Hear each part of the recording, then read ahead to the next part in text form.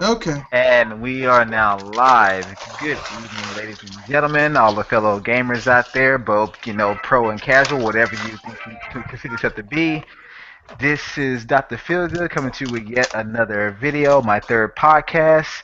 And tonight's segment, I'm going to call it'll be the first part in this segment, first ever. It's called the Good for Nothing segment, and basically we'll be covering the recent debacle, which is the BS of Ubisoft's recent announcement. Tonight I have a few panelists with me. They do have some very, very strong opinions of their own. I won't even get into what I've already heard, but I will let them share that with you live tonight. Um, from my left to right, we're going to start with the bear hugger. Introduce yourself. What's going on, everyone out there in YouTube land? I'm, of course, your boy, BearHugger29. I'm glad to be here for tonight's session. All right. And next up, we got the man with better grooves than me. He got Twilight. Go ahead. I'm having the Twilight Bites from the Twilight Bites channel. Changing up my format soon. Uh, El Gato Game Capture coming soon. Hey, there you go, man. All right, next up, I don't believe I had the pleasure of being in the podcast with him, but I'm glad he's here anyway. And this would be, is it Gilligan? Yep. Gilligan Stash. This is Gilligan Stash here, the admin of the True Nintendo Fans and Gamers at Large Facebook page, and I have presenting some pound cake with jam. Okay. And next up would be the guy that hasn't been taking bulls since, I think he said 91 before. I don't remember the year, but Yep, go ahead and give the 91. intro. Basically, This is, he's old. Sorry. Dude, I was only 5 years old. This is Mr. Red Fox. Way to crash his intro. Yeah, thanks a lot. This is Mr. Red Fox. I like the game, members of the Gamer at Large partnership, and like my intro says, I have not taken any BS since 1991. 5 years old, so yeah. You know how old I was in '91? You weren't born, 0. were you? He was a thought. I wasn't even a thought at that point. You weren't wow. even a gleam in your father's eye. Yeah. So you were like a middle-aged sperm or something? No, I was born in You didn't even December of exist. '92, so there was no consummation going on during the wow. year 21 to make me exist. I meant like you So, were one of the Twilight, sperms I'm that older were than like on the backlog. You hadn't been thrown out in the war yet. Nah. So, Twilight, I'm older than you then. I'm older than you then Yeah. because I was born in '89. Hell I yes, was you older wow. than me. I was born in '82. 84 for Y'all me. are old. Good God. 86. Yo, man. Sorry. That's how we roll. I actually just turned. That's not old. I actually just turned 32. About a couple weeks ago. So, Mm-hmm. Yeah, I turned 30 back in March. well, as you can see, I'm looking hard at 30. we always start and end off topic, people. So, Yeah. Yeah. Sorry about that. but just to go ahead and get started, I'm pretty sure most of you. Well, I'm just gonna go ahead and lay it out there. I have seen a ton of videos throughout my long work day today, which I just got home. That basically, I mean, a lot of people are extremely pissed about Ubisoft's latest, most recent announcement, and that's putting it lightly, very light. Like I can't believe it's not butter light, but.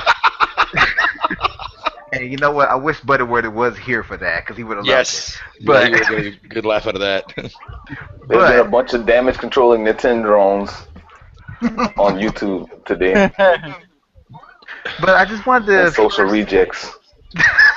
Yes, well, that's what they call us. That. A lot of people call us that. Mm-hmm. But anyways, Right. Oh, yeah. keep going I, there. I do want to get you guys your opinions, or let me say your brief little rants on how do you feel about this, and where am I going to start? I think I'm going to start with probably one of the calmest people. That's Twilight.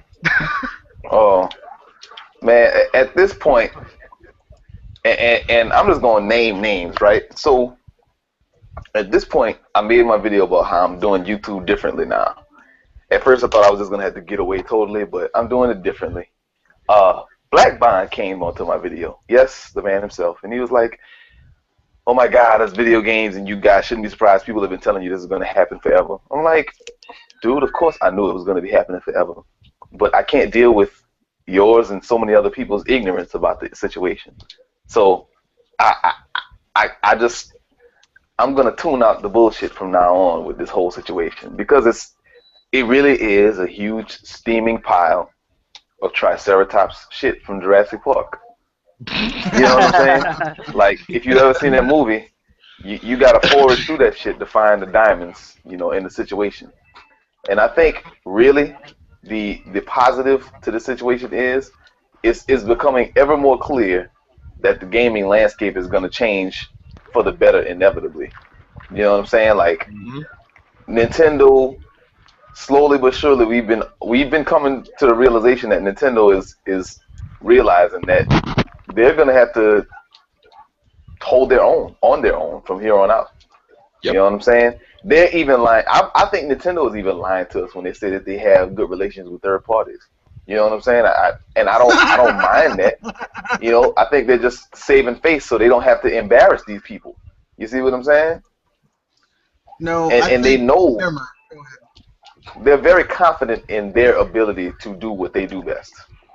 And Mm-hmm. that has never changed, no matter how stupid they've acted. Because they've done some stupid shit. We can all agree. Yep. Yep. But they're not afraid as people say we should be as Nintendo fans. So I think the gaming landscape is going to change. We're going to see Nintendo become this Japanese superpower, where Japanese gaming as it once was, Nintendo is going to be the hub of that from here on out. You know what I'm saying? Amen. And I'm actually excited about that. Yep. So am I. So am I. Go ahead and go, Bear. Oh, you want me to go next? Go right ahead. Well, actually, let somebody else go. Actually, there's actually a post that I made on here that I want to read off during my little rant. So have All somebody right, else do theirs first. we'll Can I pass it on say over something? to. Oh, go right ahead. You can go. All right.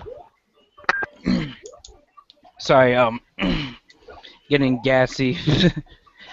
Okay. um, You all won't right, hear that from me now. there, Twilight. Don't worry. I think I may pass gas right um, now, but go ahead. Oh God. yeah, I'm gonna start now. I'm gonna start now. I'm Go ahead. done. Oh, you gonna start talking or start passing gas? Okay, I'm gonna start now. Gilligan, go I'm go gonna go start Gilligan. talking. All right. Okay, this is Ubisoft fiasco. Oh boy. As pretty much everyone has said, what Ubisoft said was absolute, pure, 100% business bull crap. And really, what Yes Guillemot, was Thanks for the trying reference. to Appreciate pull that. up. Yeah. But Mr. Guillemot has to say that, oh, we don't buy mature rated titles, and we only buy Just Dance, but yet Zombie U not only had sold, it has exceeded over Just Dance's sales. Oh, pretty much two Just Dance games combined with over a whopping 700K units sold, while Just Dance only sold like what, like 250,000 units. 280,000 for 2014 and 230,000 or 20,000, I think it was for four. Yeah.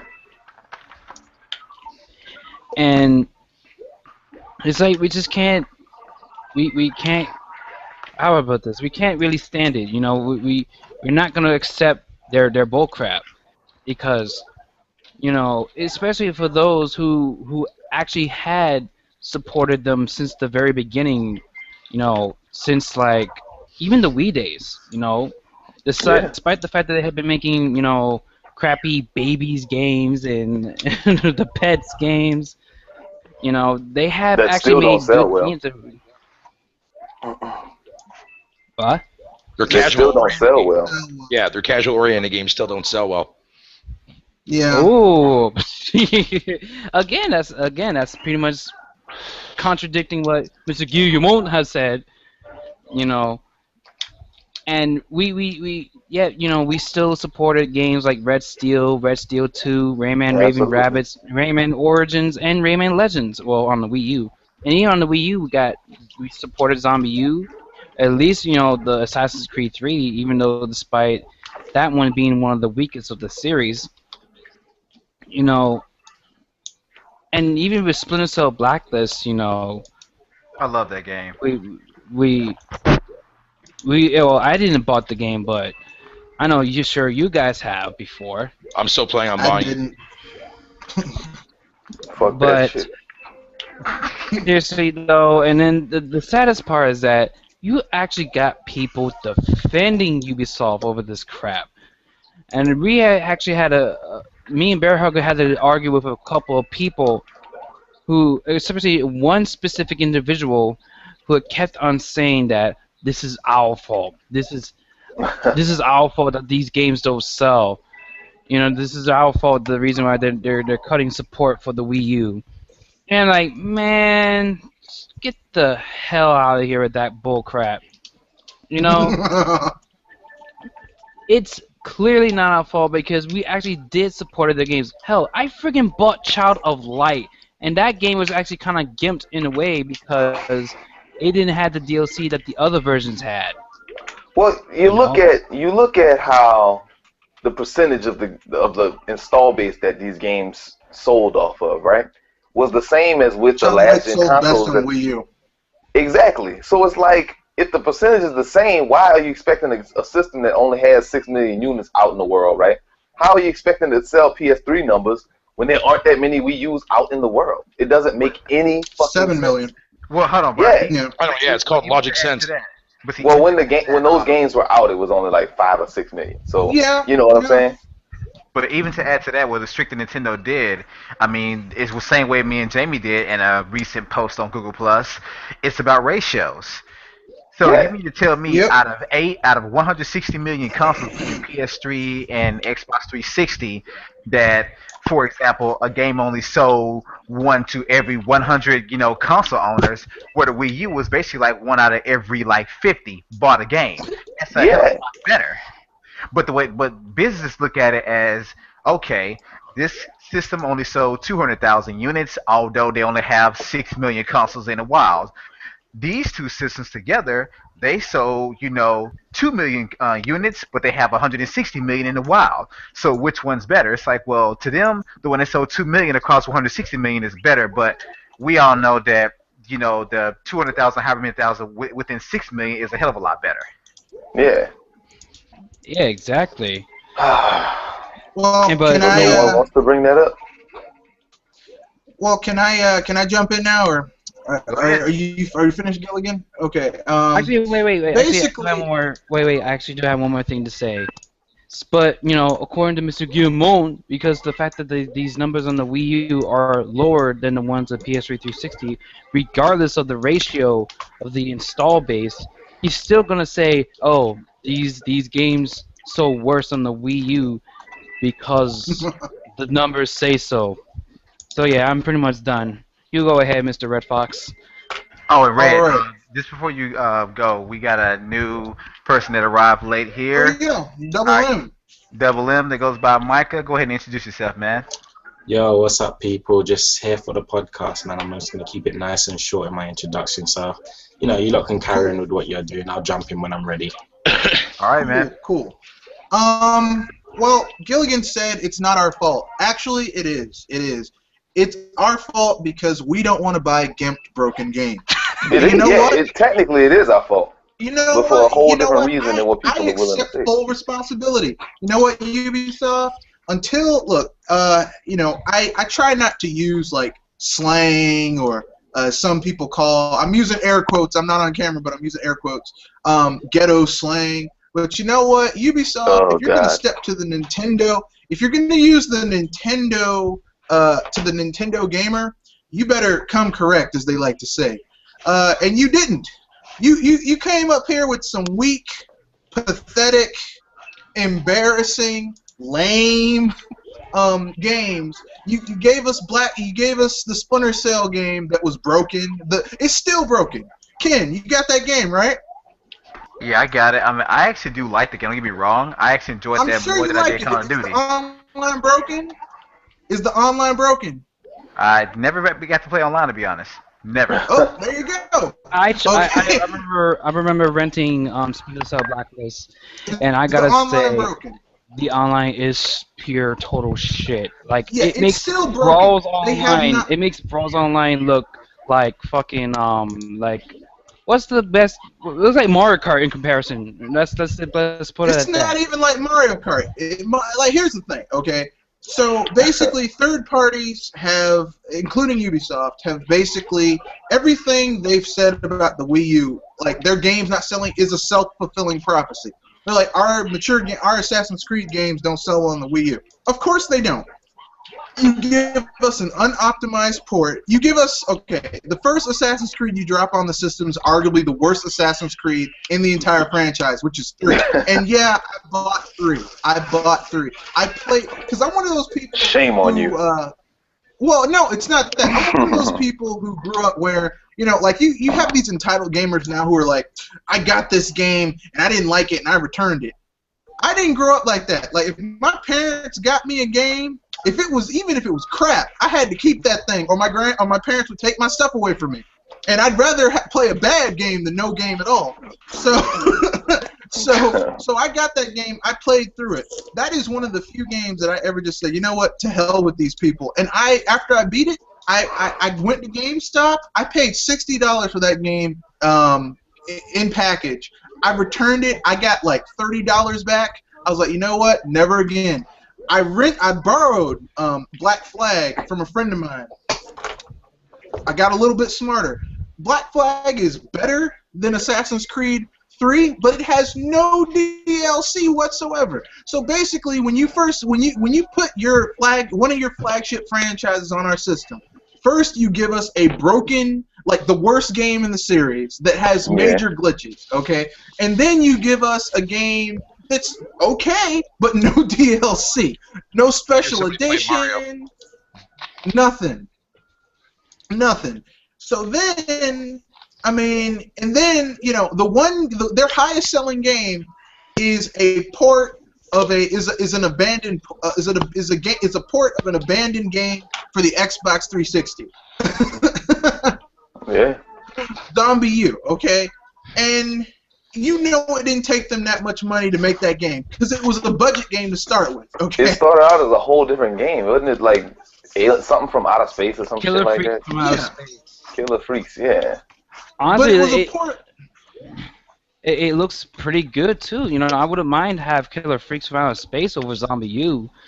Because Anything that gives me a weapon beyond a friggin' cricket bat. But anyway, this is what they came to our console with. This weak, limp-wristed, pathetic attempt at selling us games was this junk. Then they gave us Just Dance because, look, I don't know if Ubisoft knows this, but the Wii U is backwards compatible. I've played better Let's Dance games on the Wii. I don't really need any of the new stuff. They're casual games. So basically, they give us a whole bunch of casual games that aren't going to sell to the... Because, I mean, the first people who get a console normally are your hardcore. Then later on, once the cost goes down to a certain point, casuals jump on board.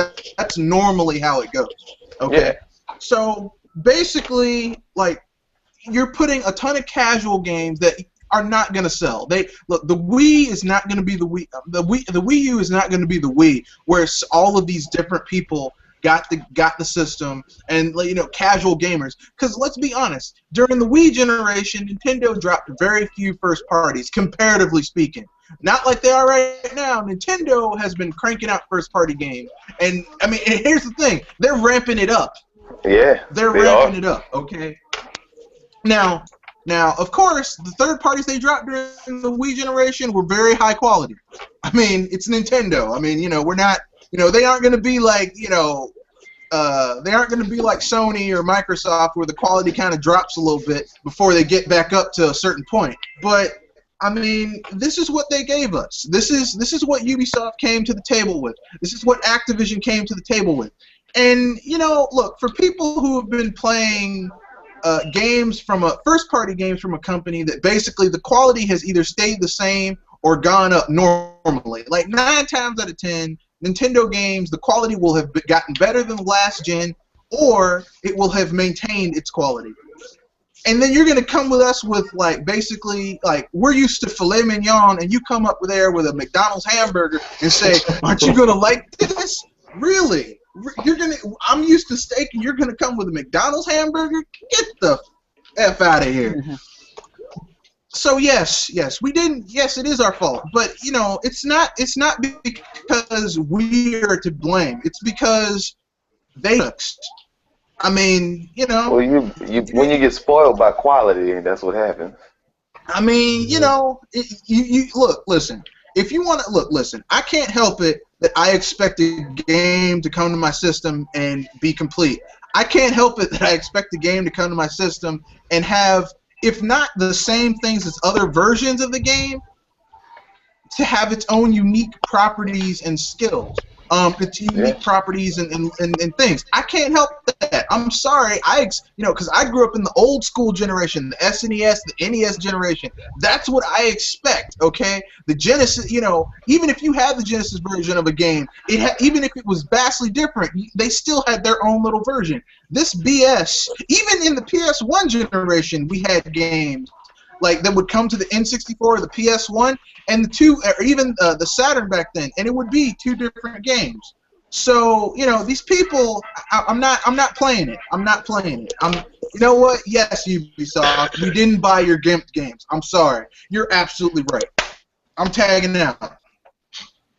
Let me jump in on this. Let me jump in on this. Because I'm about to kill. I'm about to kill some third parties before they kill themselves right now. Oh man, he's about to go postal people. British I'm Hulk. tagging out. All right, so somebody go ahead and drop a nice beat. Let me tell you what a Nintendo fan. Let me tell you what Nintendo fans are. What us Nintendo fans are like. We are like, and it's gonna sound bad, but we are like spoilt rich kids. You try and tell a spoilt rich kid to take the bus when they've got private jets, helicopters, and all sorts. They're gonna laugh at you. Yeah. That's what's gonna happen. So basically, you give us gimped, broken, trash, recycled, rehashed over the past how many years, over the last 2 generations of the same game over and over again, when we're used to getting a quality experience that always tops on, that usually tops on game rankings, that usually tops the game sales, that usually is always highly critically acclaimed, that usually no other types of games in its genres can outdo. What do you expect your response to be? What do you expect the response of the fans to be when you deliver garbage? When you deliver garbage, like I said, that is like asking a spoiled rich kid to take the bus when he's got a private jet. It ain't gonna happen. It's as simple as that, you know. Yes, it's our fault we didn't buy the games, but I'm sorry. I'm sorry that I do not want to lower my standards to your bag of crap quality that you want to bring out, and then you want to complain. You know, it's a two-way thing. It's a give and take thing right here. You've got a relationship, you know, it's a relationship you have with your customers. If you can't provide, I've worked, I have a lot of experience in the catering industry, and here's how it works. If you can't provide a good quality product and good quality customer service, do not expect to make money. It is that simple. Yeah. You have an obligation on your part to your customers to provide the best quality experience in your games that you can, and treat every single one of your clientele equally and fairly. We have a saying in the catering industry: treat all your guests like they're VIPs.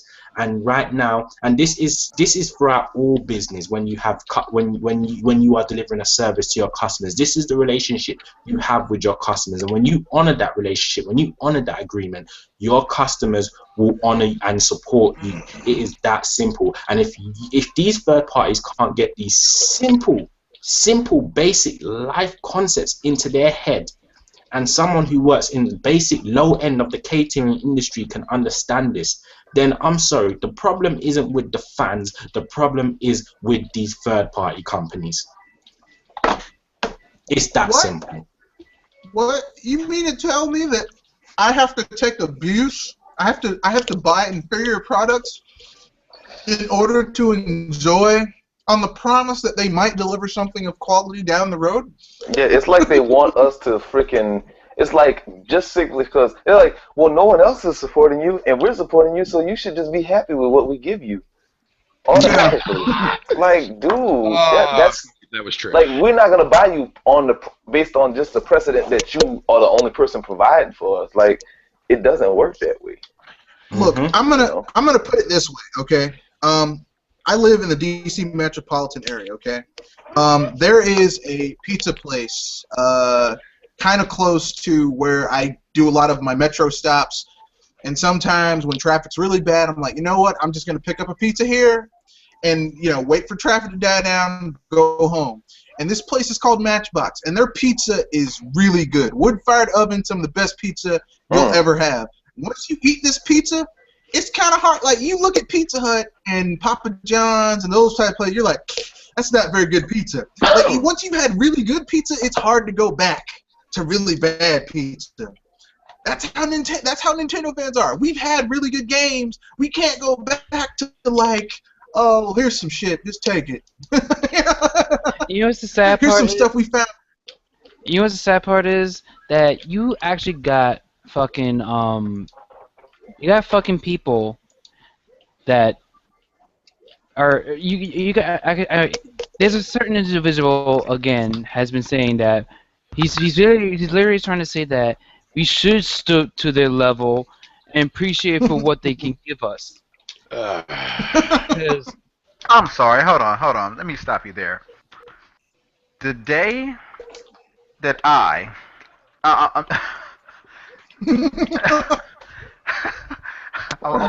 even trying to wrap my head around this concept. I don't know who you're speaking of, but I mean, I'm going to put this in very simple terms. How would you feel if you have always strived to provide the best quality of a service that you offer, and someone asks you to lower your standards in order to get a broader audience? Yep. I mean, that's honestly, why Nintendo didn't go with EA. Because EA wanted them to do some shit that was gonna mess with their ethos, their strict policy of how they have. Look, there's a reason Nintendo is the best at what they do. Okay, because look, it's like Masahiro Sakurai said. Look, I try to create the best game. Every time I make a game, I try to create the best game I can. These third parties, they just want to meet their deadline and get some shit out there so people will buy it. Okay? That is the difference. Okay? And so that they can finish it 3 months early and start working on the DLC. And then include it as a pre-order incentive. No, start working on the freaking sequel. Even worse than that. I mean, that brings up a very good point because what Sakurai mentioned that if you guys can, I'm pretty sure you guys have all either played Brawl or heard about it, but Brawl was stuck. It was chock full of so much damn content. I still haven't unlocked it all. No. That challenge wall is like that challenge wall is some next thing. And the subspace emissary, oh my gosh, that thing was long as shit. That was at least 8 hours. That was at least 8 hours. But you know what's funny? It's just like what Iwata said back in 2011, I think it was, during his keynote at GDC. And he said content is really king. And I live by that word or that phase day in and day out because that's the way it is. I want content in my game. If I have to sit there and justify your game and pay $60 and I beat the game in like 6 hours and you expect me to, just to fulfill and just play nothing but online with Flagfest and Endure Combat, like Call of Duty, for example, and you expect me to pay $15 for each of your map packs, and whatever the case may be, so many games that came out last gen, and they're also going to be continuing on with this generation as well on the PS4 and Xbox One. It's going to be the same shenanigans for third parties. They'll come out with half-written content. They're going to release their extra content and expect players to buy it. And I'm not going to do that crap because I got suckered in last generation for a few of the aspects. I mean, the first game that I bought a season pass with was for a game called Defiance. Worst experience that I've ever had. Because when you get locked in and you pay for that season pass, Developers have you chained up in hands and knuckles and feet, straps on, whatever the heck you want to call it, and the dildo strapped on too as well. They can put that dildo straight up your butt and say, look, this is what we're releasing for our DLC. You already Hey, gave let's into our stop season talking pass. about Yeah, dildos. let's not. Yeah, Let me say something. Let me say I'm something. making a point. I'm Let me making tell you. Okay, I'm all making right. a point. My point is Okay. that these developers will find any way to screw you in the butt, man, at any given time to pull money out of your pocket. Yeah. They'll do anything. When you get And they locked into can't do buying that a with season Nintendo. pass, you're screwed. Because season passes, you don't know what's coming out as far as the actual legitimate season pass. I mean, look at Borderlands 2 controversy that happened after they came out and stated, okay, the season pass now is done. Like, what was it, 2 months later, boom, they announced a brand new character you can download. Well, sorry, we're not including this as part of the season pass. Yeah. People were You know what, livid hold about on. that stuff. But you know what, Bear? That brings up a very, very fine example, and then Twilight, you can pick up after this. But the only time I really bought a season pass, and because to me it was the best deal at the time, Yep. was a Modern Warfare 3 with their Hardened Edition. Because if the DLC is going to cost you about $60 in the long run, and I can get it for 35 or 40 right now, I would do that. Yeah. So that's the reason I got it. But I have to say, over half that content, I was not happy with. And like with a game, when you buy a brand new game, there are places like GameStop, even Walmart and Best Buy now. When you buy a new game and you don't like it, you can take that game back. You may not get all your money, but you at least have the option to take it back and get something Yes. back for it. Absolutely. But season passes, if you don't like the shit they're shoveling you, you are stuck with SOL. it. Yeah. Yeah, you're absolutely screwed. And that's why that from that day forward, that was the first season pass that I ever bought for Defiance, and I said to myself, I am never ever buying another season pass That was again. an And I MMO, haven't all right? since. Yes, it was. It was Defiance okay MMO. for a while, then it bombed. But that's not the point. And I apologize for using the horrible metaphor that I used about the whole dildo thing. Yeah, I man. apologize. I don't you're know. No, Regardless of I'm- that, I'm- regardless of that, my I- point no was problem. my point was the fact that developers will find any way to screw you out of money. They don't Yep. care about putting all their content in games. Why is it that I can sit there and go out of my way and spend $60 on a game like 3D World and not have to rely on bonus content to get my full-fledged content out of that game? There's so much replay value behind 3D World. Hell, even Hold on. Donkey Kong Country Tropical Freeze. Hold on, with 3D World, I have to say this: I would damn near pay $60 if they just make it easier for those afterworlds. Cause them bitches is hard. Nah, hell no. When I completed Champions Road, I completed Champions Road like 2 days ago, and I was more than happy about that. It only took me a day and a half to finally complete it, but that's besides the point. The point of the matter is that developers need to stop jamming DLC down everyone's throat. And yet, the funny thing is, most gamers buy into this crap. And me, I don't buy DLC. I'll wait. If it's a game I really, really enjoy and I have to rely on DLC to get my extra hours or time invested into the said game, I'll wait for a Game of the Year edition. Yep. But even that, I still don't go out and buy. I usually don't end up buying Game of the Year editions because I shouldn't have to settle for DLC to get my full-fledged $60 investment into your game and True. spend even more money. And yet when everybody sits there and says that gaming, $60 is too expensive for games, you already pay 10 times more than that when you start buying season passes or DLC in general or collector's editions and everything else like that. Oh So- yeah. But Does anyone? here's the basic. Here's the thing. All right. Here's why third parties aren't going to ever, support Nintendo because like I said in one of my videos, shameless self promotion, but it's what I said. Nintendo's philosophies don't run flush at all with the philosophies of any of these other companies. Nope. Know that Nintendo looks down. You look at Fire Emblem Awakening or Pikmin. The experience of those games is in no way dependent on DLC at all. Nope. I do not need Fire Emblem You don't DLC need to it. enjoy that game for hours and hours on it. I mean, You don't. hours on it. Hold on, Twilight. If I may pause you, what the hell you mean enjoy? Don't you mean suffer? That game is difficult as hell. If you play it on difficult No, mode. no.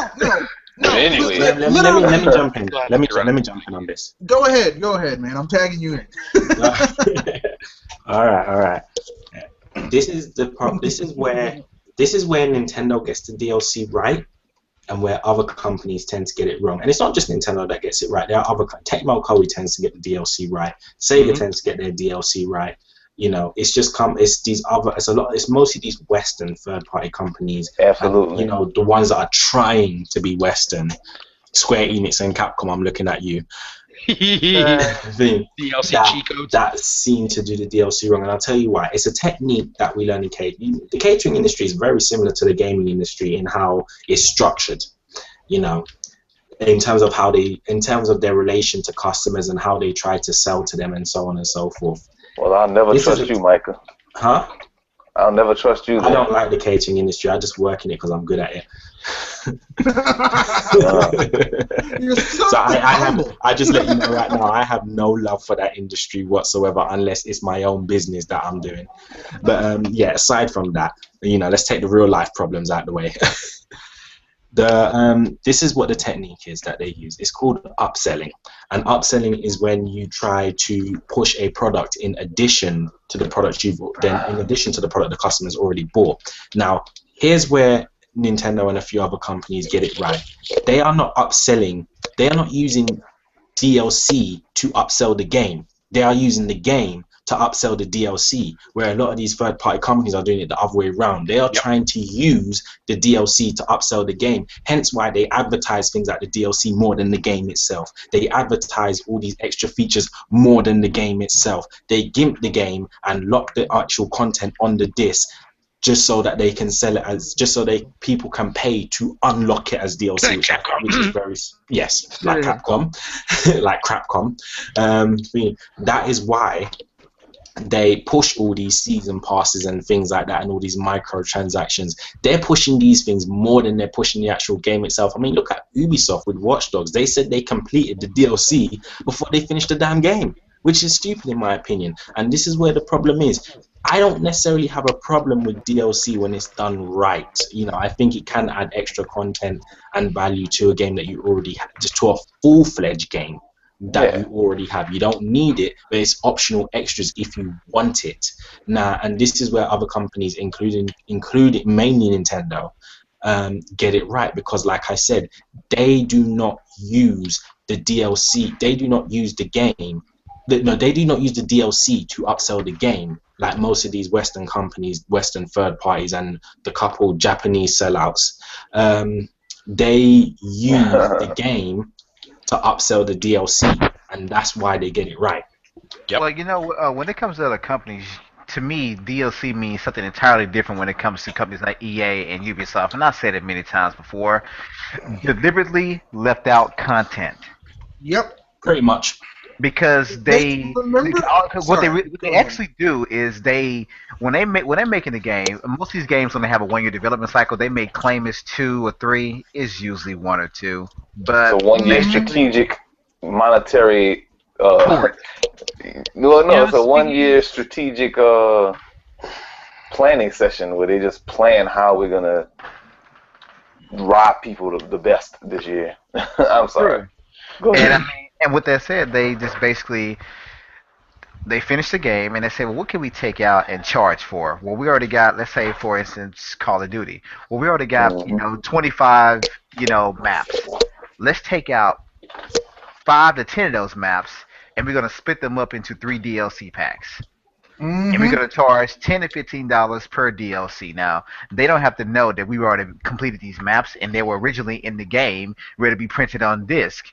We're going to make them feel like they got a complete game at $60 with only 15 maps, when actually on that disc, or that we already completed, we had double the maps available before launch. And then that's why immediately after even before they launch the game, they say, guess what? There's a season pass, so guess what? You can spend the first DLC in 30 days. First on Xbox Live. And it's like, well, hold on. If this shit is completed and ready to ship out within a month, and some games even announce same day DLC on release day, why can I get this for free with the game before it came out? You obviously finished it before the game was released. Well, but wait a second. It goes deeper. Yeah, if you look at Destiny came out and their game hasn't even. Well, their game went gold, but before it went gold, they came out and announced it like, oh, if you pre-order now our expansion season pass, the Mars deal. Yeah, they've already revealed the first 2 expansions for the game, so it's like, okay, why can you not just add those in for extra content? But of course, that would be awesome, but that's called good customer service. But it goes deeper than that, right? You find console manufacturers who money hat pay these bastards, pay these bastards for these shoddy practices, okay? And that makes it worse because they're getting rewarded for bad behavior, okay? But not only that, I mean, that's bad enough. EA is a perfect example. Anyone here remember Mass Effect 3? Duh. Anyone remember the Prothean Oh my DLC? God, yeah. Yeah, that was Where they stupid. went into the PC version, and it was like it would make sense because you spend 2 games. They're talking about the Protheans, the Protheans, the Protheans. This should have been with the game. No, Yep. it's DLC, and it was. I mean, it is such a Well, load. to make it even worse, that when you buy the actual the Mass Effect trilogy, you still gotta pay for Oh that yeah. actual Prothean DLC. Oh yeah. And yet, this is also after Mass Effect 3's been on the market for at least a year and a half before they announced the Yeah, it was official. still there is no $50. Game of the Year edition. It was for still Mass Effect 3. $15 full price. Yeah, yep, yeah. To me, that is BS. That is 100% BS. Yeah, They should have speaking of included that. Ubisoft, This is like, this is almost like if Nintendo were to bring out Legend of Zelda: Ocarina of Time, and then the adult timeline is crucial to finishing the game, and they turn around and said, "Oh no, the child timelines, the child time is the only part of the game. You have to pay for the adult section of the game if you want to finish it." Mm-hmm. How would you feel if they made you purchase the DLC for the Water Temple to complete the game? Yep. wow. It's Yeah, like Put it again, this like I way. said, Put it this way. I Nintendo love is it. king, man. Put it like this. I love Legend of Zelda, but if Nintendo did that, then boy, they Oh, would yeah. not see money from me. I'll tell you that right I would now. have my foot dead up their ass myself. Exactly, which is why I'm glad to see that there is at least one developer, well, multiple developers out there, but Nintendo themselves, because they are a system manufacturer, too as well, outside from their development process, but at the same time, they are Guys. the ones that really, truly, honestly deliver on content. Because I have yet to play, as I brought up before, like even their past games, you can still go back and enjoy and have an amazing experience with their past games. Like Well, you put can it like now this: with it's the not first even party just games. it's not even just the content itself; it's the quality of the content. Yes, Because exactly. you play games like, say, for instance, Star Fox 64 and Star Fox Assault. They are not particularly long games, but I can tell you, I have completed Star Fox 64 countless amount of times. Over I have overwritten that leaderboard on the actual game over and over and over and over again because of how many times I've completed that game. And it's not because and that's because the quality of the game is so good that it warrants me to want to play it again. I've completed Ocarina of Time so many times. I've completed Super Mario 64. I've completed so many times. I've done Metroid Prime. I've done the original Metroid Prime twice. I've done Twilight Princess twice, and I'm going for a third playthrough. Even Wind Waker twice, and I'm going for a third playthrough with Wind Waker HD. And I even went through halfway through the hero mode when I had it on the GameCube as well. These games warrant you to play them over and over again. Right now, I'm going for another playthrough of Super Mario Sunshine as well. Nice. And guess what? In Assassin's Creed, you play that shit once and you're done. I played the first Assassin's Creed. God. When I played the first Assassin's Creed, I played it once and I was done with it. You ready to Yes, be done? Assassin's Creed That's pretty 3, much basically what happens with I was most third-party basically games. punishing myself the entire time I was playing that game. I was like, man, I'm mad, but I'm gonna finish this game because I don't buy games. I'm gonna get my $60.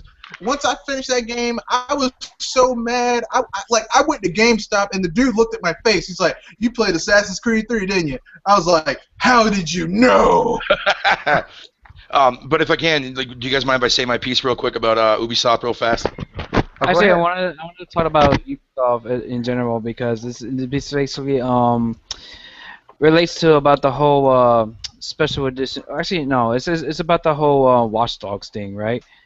I've been telling my best friend, right, who was at the time was excited for Watch Dogs, right, and I told him about, hey, the game was bullshitting you, right, and then he said, oh, I don't care about how the game looks, I don't care. It's like he doesn't care about if the game, literally was bullshitting him in terms of the graphics. Then, when he got the game, he loved it at first, but now, just now recently, he told me he is bored of it. Yeah, he did. Like I said, Ubisoft got completely lucky with that game. The reason why it sold, that game sold purely on hype. And guess what? It was delayed. Can you imagine what it came out back in November? Oh yeah, my it God. got delayed, but yet all those They people that said, delayed okay, it to I'm get not it buying it, I'm not away buying from it. GTA 5. Okay, that's why it was delayed.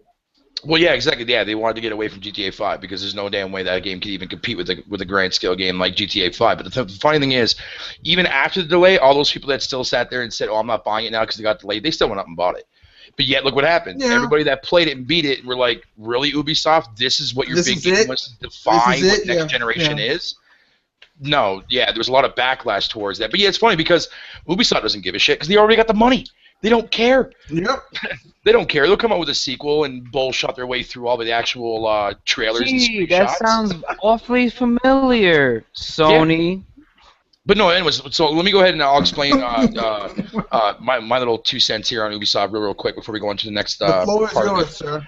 All right, so I made a video yesterday because all I've been seeing is so many people on like Facebook and on Twitter and even on like comments on M4G when basically putting the blame on us, and which I find rather funny. But yet they don't take into account all these naysayers who are actually defending Ubisoft in this perspective. N4G is a cesspool. Believe me, I know, but I only go there just to see what all the articles combined, so I don't have to worry about going on IGN sites directly. But anyways, that's one of the key things I noticed, that everybody that's defending Ubisoft's logic, saying that it is our fault, blah blah blah blah blah blah blah. So I came out and made a video yesterday, and I said 3 main things in my video. The first one being is no interest. There's a lot of people out there who, okay, for example, who either have, like myself, I'm not a big person on Assassin's Creed. I don't care for the franchise. Why would I go out and buy it? So regardless of that, that's one reason. There is actually technically 4, but the 4th one you guys already covered, and that was the whole entire crappy ports of it. But the other main reason is, the second reason, sorry, is you got to also take into consideration that when Assassin's Creed 3 came out, it was released, wasn't it, if I'm not mistaken, it was released a few weeks or a couple days after the original 360 and PS3 version got released. And those people who did end up investing money into a Wii U probably already had last-gen consoles. So, and they probably already have their collection of Assassin's Creed 1, 2, Revelations, and Brotherhood, whatever you want to call it. So they probably bought the actual, their last-gen console of choices version of it to add to their collection of games they already have within that franchise. And the third one is, if people who just flat out bought a Wii U and didn't have any last-gen consoles, they came from the Wii and they made the jump to the Wii U and they just buy Nintendo consoles only, why in God's name would they actually go out of their way and start with a game that starts with number 3 on it with no prior knowledge of the franchise as a whole? They won't know if the game has any form of connectivity at all, period, with the previous installments. None of that stuff. They're going to completely ignore it, just like they did with Mass Effect. Why would somebody who's never played Mass Effect before go off and buy the 3rd game and have no way to actually go through the first 2 games when the game is dependent all about your choices? All they have in there to get away with that crap is a lousy comic book. That's it. A comic segue that explains the events of the first 2 games with no way to actually bombard your choices at all. While the other 2 systems had trilogies released. Exactly. So that's the reason why Mass Effect 3 bombed in sales in the Wii U, because there was no second or first installment on the Wii U at all, period. So that shuns Plus the game. no DLC. Well, it's not even that. It's not even that. I'm looking at it from the perspective of, like I said, no interest. The actual aspect that I said, my second part there is about the fact that people playing it last gen, and also for the people who didn't even own a last gen generation Sony or Microsoft console of choice, they're not going to start from the number 3 and have, okay, well, if I can't go through the first 2 games, I'm not going to fully understand the story of it. Assassin's Creed is technically the same outcome. They're not going to have any idea that part 3 is completely its own unique story. If they can't play the second game or the first game, Brotherhood or Revelations, and have no prior knowledge in the franchise at all, period, why in God's name should they start with the 3rd installment and expect people to buy that just off a limb? Fine, some people would do that, but a majority of them is going to be like, okay, I'm not going to play a franchise that it's already into the 3rd installment. Where's the 1st and 2nd one, Ubisoft? And if Ubisoft was smart, they could have released a bundle pack of the first 2 games, Assassin's Creed 1 and 2 if they wanted to, and release it as a value pack for $20. They could have easily done that, but they're not going to for obvious reasons. But still, when you alienate customers like that by releasing a 3rd installment for a brand new generation console, especially for those people who don't even own a last-gen system at all, period, minus the Wii, and they just buy Nintendo consoles only, yeah, they're going to ignore your product. End of story. But those are the 3 main things that most people tend to completely ignore on that aspect, man.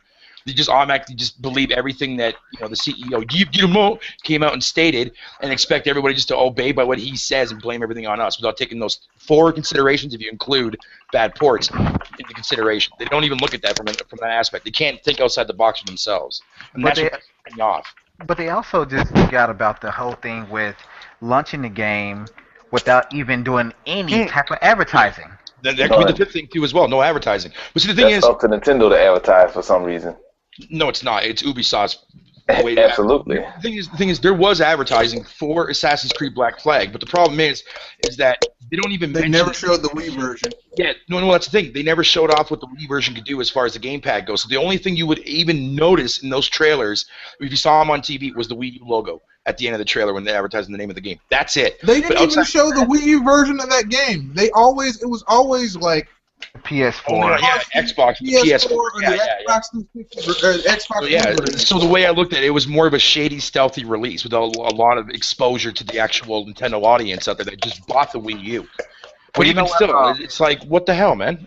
But even just to touch on that, and this, I mean, I'm pretty sure a lot of people listening may think I'm just taking it too far, but I really believe this is the case, and some of you guys may agree. Okay. But these business practices that we're seeing, okay, like you guys mentioned, prior to, A, you're stealth releasing the game without no advertising. You hide the fact that it's going to be on a certain platform, but at the same exact time, you expect it to sell and sell just as well, if not better, than the other platform ports or whatever. Then on top of that, this game performs worse than those other ports. Yeah, So we have a double negative but you expect a double positive, basically. And with that said, to me, this is more than proves that there is truly a not it's not so hidden anymore, but there is truly a hidden agenda or conspiracy against Nintendo. yeah. That's. Well, I To add to disagree that with you. real It's quick. not. I was just gonna say real quick, and I do agree with you on that 100%. Because here's the thing: the reason why I definitely believe what you're saying is because if you look at a game like Origins, Batman Origins, for example, they stripped the multiplayer out of it. They could have easily added the multiplayer to that, but I guarantee you, Rocksteady or whoever they gave the actual game to pour it over sat there and said, no, leave the WB multiplayer out. Control. Leave it out. Yeah. Because they purposely do this because they don't want consumers on the Wii U to buy it so they can blame us later, and yet the Yeah. sales still succeed exceptionally well on other platforms. Actually, about the people that made Origins, they were the same people who handled the port of Arkham City to the Wii U, the Armored Edition, which is actually like the definitive version of that game is Arkham Edition, and it's actually I mean, it's not perfect; it has its issues. No, yeah, it has its flaws. Yeah, Overall, it's a pretty good game. yeah. Origins, like, here's the thing. Origins suffered because it wasn't Rocksteady making that game. Okay? I mean, let's be frank. It was not Rocksteady making that True, game. fair enough. And Yeah, two, it was still the best port out. It was still the best port out of all of them. oh yeah, that Yeah. was, I mean, it was a Even the really PC good port. version. Yeah, But- it was a really good port. But the thing is this, okay, is that this was not the developer doing this. This was Warner Brothers, because the thing is this, okay, these third-party publishers want an excuse. They want an Yes. excuse to say, we don't want to put our games on Nintendo consoles. And the way I think about it, and the way I look at it is this, okay, first it was, okay, they don't have the install base. Yeah, but a lot of you people aren't supporting the 3DS, which is kicking its so-called competition that was going to destroy its behind. So that's a moot point. So I think I know where you're going. I think it's gotten to that point. So let me just say this thing. I think it's gotten to that point where third party are purposefully sabotaging themselves just so they can have an excuse. Yep, they are. yes. Yes, Well, they are. but- And the But- thing That's is true, that but is this. the way I okay? look at it from what Red said is what you've seen in movies. If you want to create a cure to your own problem, you create both the virus and the cure. Yep. Yeah. That's what they're Yeah, they doing. create the virus with their games, and then they create the cure by giving excuses. It's like It works just like pharmacies. What they're going to do is they're going Exactly. to create a problem. They're going to be the cause of this problem, but you won't know this. They're going to do things you think to yourself is just stupid. But their ultimate mission is to place all the blame on one or two Yeah. people, either Nintendo Yep. fans or Nintendo. So Nintendo gets flat because they're not keeping up with the times. They haven't grown as a company. But then the fans get flat because we're not buying the third-party games, or we're not encouraging Nintendo to be better. It's like we're actually doing both, but you're the one trying to do things underhandedly by doing them in the line, like doing them in broad daylight. Exactly. Well, actually, I have something to say about that. Okay. First of all, I don't know where these people keep on saying we don't want Nintendo to do better. Look, listen, okay. Nintendo they're very stubborn. Okay. They're very stubborn. They are stubborn as a damn mule. It's that same stubbornness, however, that also gives them a strength that Sony and Microsoft, with their spineless asses, refuse to have. Okay. Oh, please don't give us a GIMP game on our system. Here's money. You highway robbery sons of bitches. Okay. These people. Okay. Nintendo is basically saying we won't pay. We don't negotiate with terrorists. You know, it's almost dudes like we don't negotiate with terrorists. Nintendo is not paying extortionate fees just for you to do your damn job.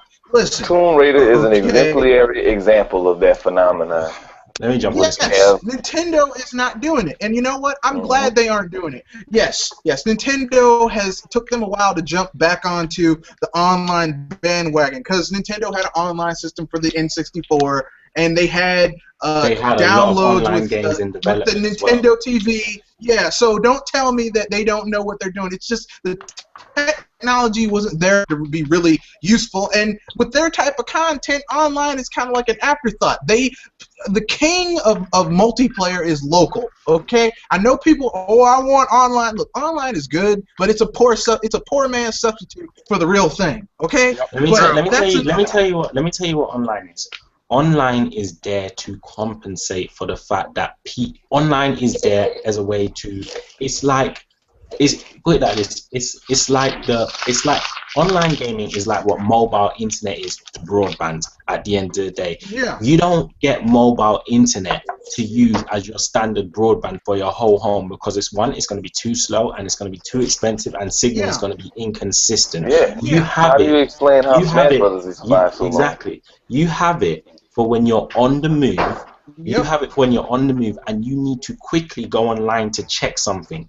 It's not there to be used as a consistent form of going on the internet. That's what broadband is for. And that's exactly how online.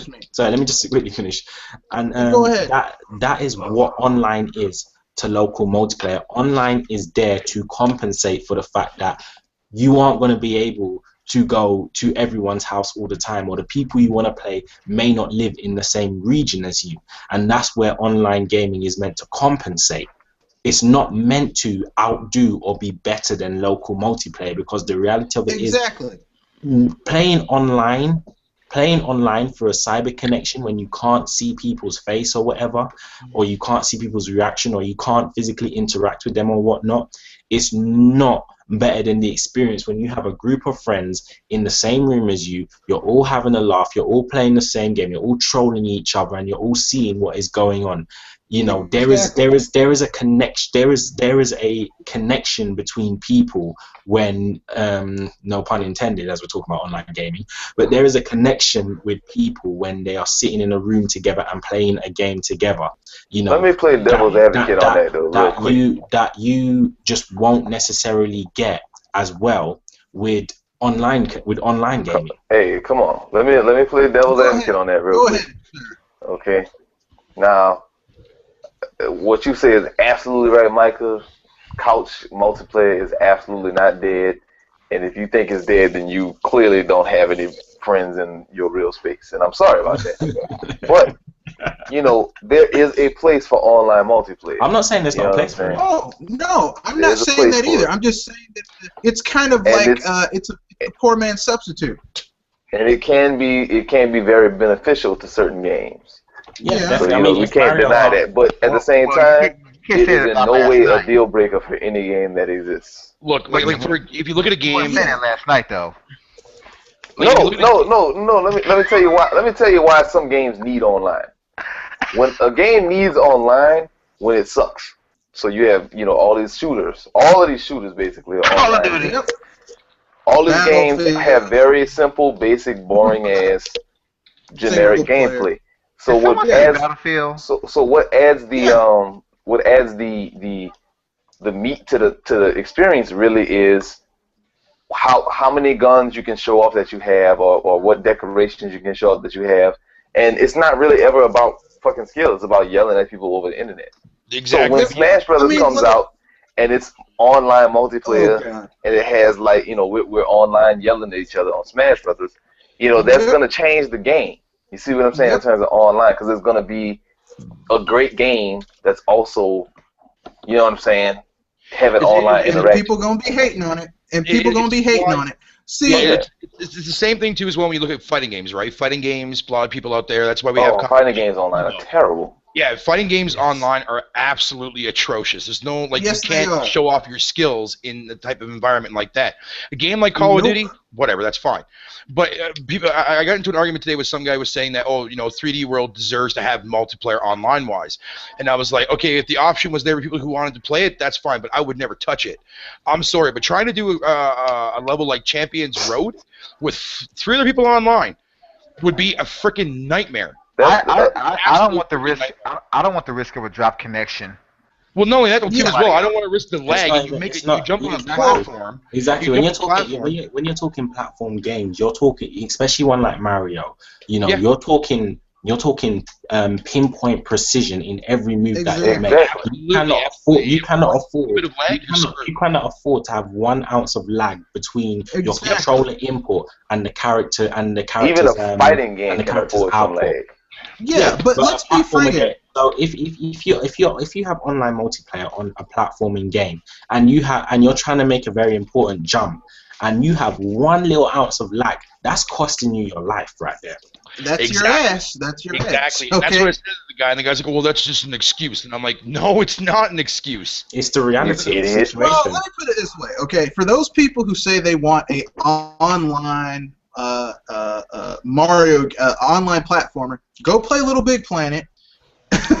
Online. And no one any ever of talks those about levels. online Little Big Planet. No one ever I talks never about how talked great it Believe it or is. not, Because anyone who played, look, I got my PS3 when the bundles came out, okay, and the price had dropped by a large amount, okay. I got you my didn't get it text, when it my was $600? return, and I went, what? You didn't get it when it was $600? How dare you? Listen, I work hard for my money, and I have money because I don't spend it stupidly. But anyway, so basically, I went and I got my stuff, and it came with Little Big Planet, Darksiders, and yeah, Little Big Planet and Darksiders. Darksiders was a good game. Little Big Planet, pretty good. Played the online. Little Big Planet is one of the worst online platformers ever. I mean, well, first of all, because it's floating, the jumps are not precise. It is not as because listen, okay, if you're a Nintendo gamer, you know good platformers. Okay, we know good. Look, we know a good platformer from a bad platformer, and Little Big Planet is one of the worst platformers I have ever played. Now, is it fun for player-generated content? Is it fun to play some of those player-generated levels? Yes, but I mean, as far as the physics and the precision and just how a platformer should feel in your hand, no. Okay, no. Look, listen, okay.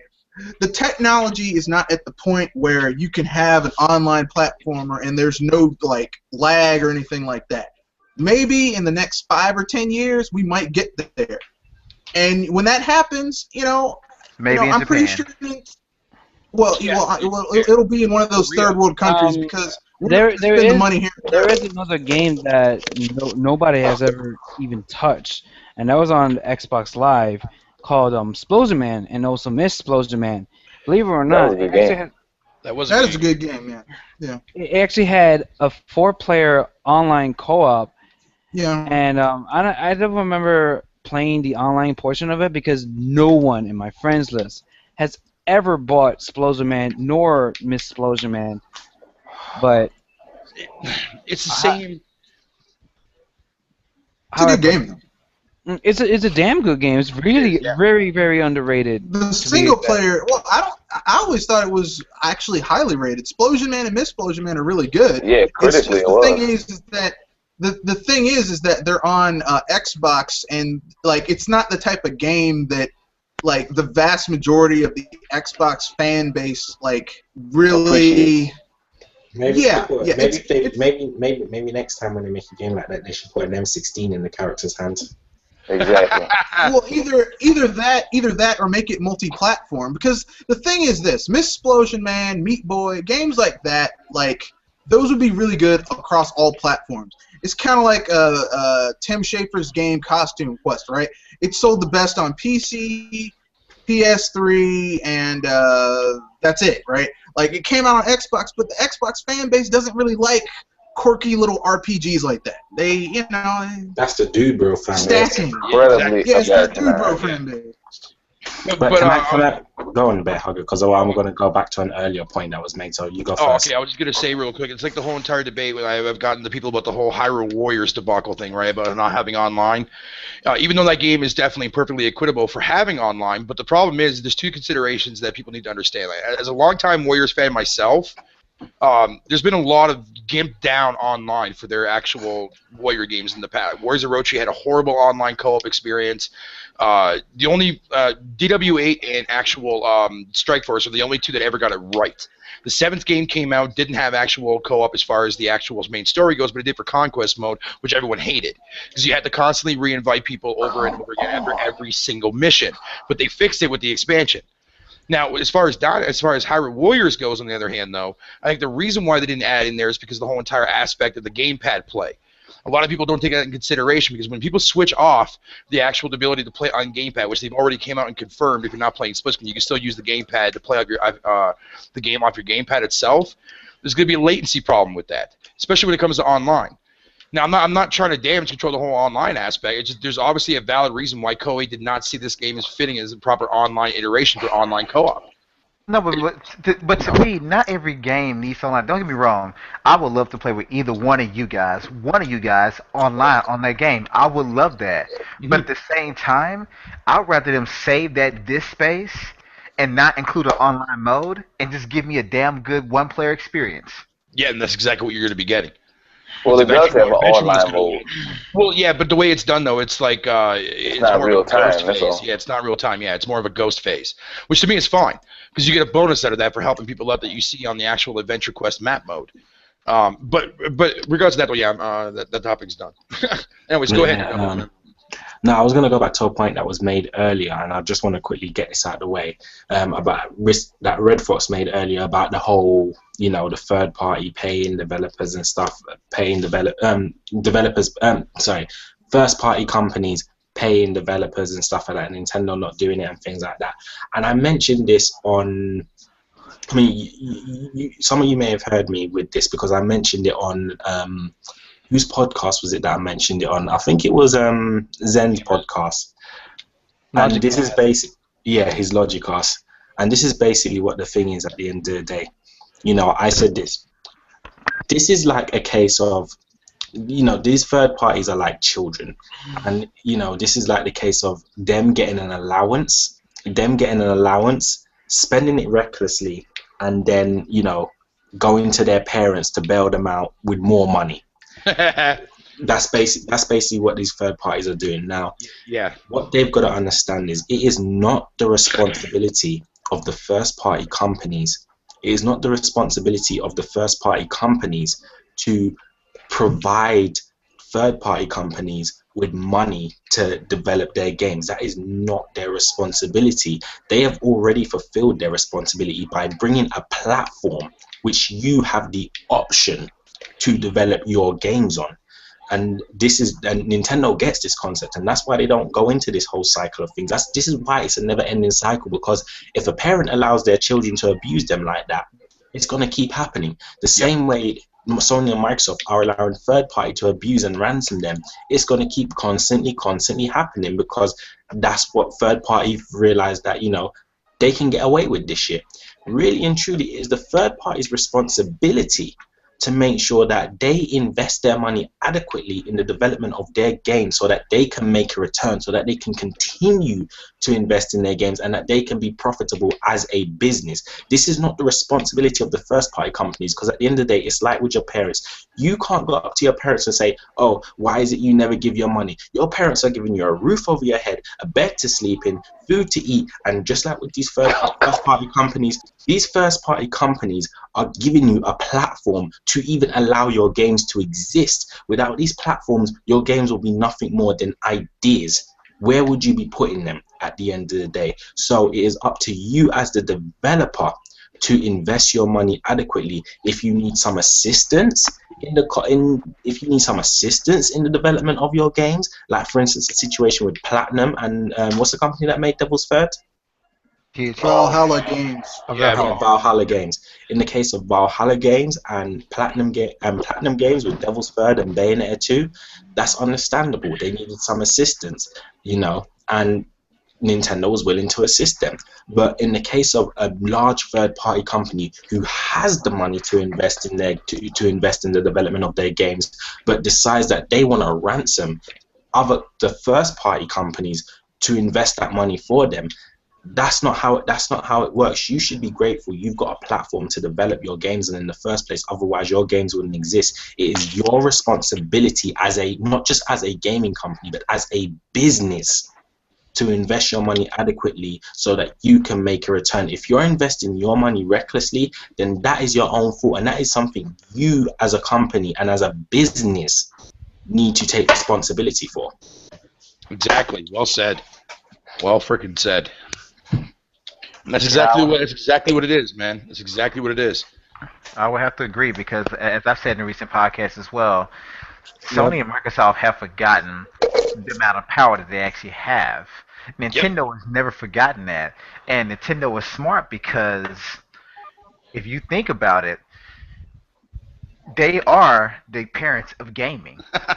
They may not always do what you like or what you think they should do, but what they do is for the better. That's why they continue to promote local co-op, because online co-op is filled with nothing but a whole bunch of scary ass trash talkers that won't say a damn thing when they're in person. If you meet these people in the arcade, they would be the ones that never play because they get their asses kicked. Yep. Pretty But much. yeah, you want to call me a fag online because no one can touch you. But we were playing on the couch and you got your ass whooped by me in the same manner. You be sitting there quiet. Well, Yep. it's just like a lot of these people on YouTube who will come to your channel and say all types of stuff. It's like, man, if you saw me in person, you wouldn't even look at me. And if you Well, did, you'd smile. You wouldn't say nothing trifling because I'd curb stomp you. But I've just how it is. I've seen Hey, some. Ken. I've seen some of these people on YouTube, Yeah. and let me tell you right Can now. I say something real quick? I don't. Oh, go ahead. Before we go into ahead. all of this, because I gotta leave soon.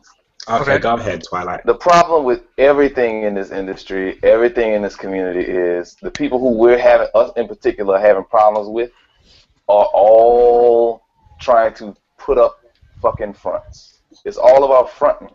This image. It's all And image. when you front and you put up a false image, like these companies do so often, you're Yep. going to collapse in the end.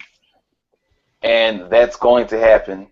And at the end of the day, the attitude, the practices, everything that's going on right now, it's all going to fall on its head. Yep. And these people are going to pay drastically for this. Mm-hmm. It's bound to fucking happen.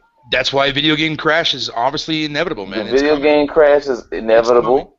Yep. And these guys who are supporting this stuff, they're all going to be just utterly disappointed at the end of the day. And I feel bad for them. I really do. Yep. I And really do. Nintendo's going to be the only survivor standing, and people are going to be questioning as to why. But you know what though? Finally, Another thing that's going to happen is, and I'm pretty sure you guys can see this. People keep on talking about, what happened to Nintendo in their glory days? They're upon you. They really are upon you. Yeah, because- they never not to left. see them. Have you seen it? Put it like this: you talk about Nintendo's glory days. Have you seen their bank account? That's I what know, I'm going to people say. always Have say you that. seen? Have you Yet seen how they much don't money do they have? Prime. Hold on, Have and you that's seen still, E3? That's still lose cash. That's still Exactly. lose cash. That's not even all their investments. That's not even still their lose revenue. cash. Their Which, revenue is ridiculous. Yeah, which brings me to that little that post I was saying at the beginning of the podcast that I wanted to find, that I was trying to find when I told somebody to go ahead of me. I found my post that I was talking about. It's actually everything related to what we're just talking about right now. I said so the whole third-party issue with Nintendo is facing, and the whole I'm used to the whole aspect in general. The third parties have been ignoring Nintendo for quite a while, even though GameCube and N64 was a little different compared to today's third parties. I still to this day consider last gen to be one of the worst gens I was part of. Not because of the games being released last gen, even though a lot of third-party games lacked in a lot of areas, but rather the amount of practices that took form last gen. Too many damn mistakes were made in franchises that were completely destroyed on behalf of greedy developers. But the simple fact is, that so many beloved developers we grew up with had to close their doors due to their stupid mistakes or us ignoring Midway and everything else like that. Ever since gaming has gone mainstream, third-party devs are trying too hard to extort you as a gamer, trying to convince you to pre-order their game with BS DLC that should be there for everyone, no matter when you buy it. Yet they charge people who don't buy the game day one at a later date $5 or $10 for that said DLC. Developers don't have the passion anymore to create fantastic games to the point that makes it feel fresh and new. We had a few last gen, and it got completely ignored by the easy same type game formula. Nintendo did something right last gen, and they are the reason gaming hit the mainstream. But it's not Nintendo's fault for the ways third parties behave. When it's all said and done, what Nintendo is doing for the Wii U in most people's eyes may be a failure to them. But trust me when I say this, it's far from a failure because they're the only ones doing things right from a developer standpoint. Sony may have the lead right now, but that lead is slowly going to die out, and we'll leave the Xbox One to easily catch up. Wii U, even if it does come in last place, will have amazing content regardless of console sales. Nintendo is treating the Wii U as a more core audience system. The casuals last gen had their runaway, and now Nintendo wants the core gamer to buy their system. Since they bitched and cried last gen about the Wii wasn't a core system, and they also bitched about how Nintendo abandoned them. Yet now they are proving to the core base that they are getting games that are designed and geared towards the core gamer in mind, and yet they still get shat on by the same people who made those statements last gen. People should be worried about Sony as a whole, not Nintendo. Why? Well, look at the state of the company. Sure, 10+ million units sold is extremely good, but it's far from what Sony needs in this industry in order to keep afloat. Why do you think Yoshida came on record and said, don't expect a whole lot of AAA first-party titles? They can't afford it. They need to make as much profit this gen in order to keep themselves in the gaming world. That's who we should be concerned about, not Nintendo nor Microsoft.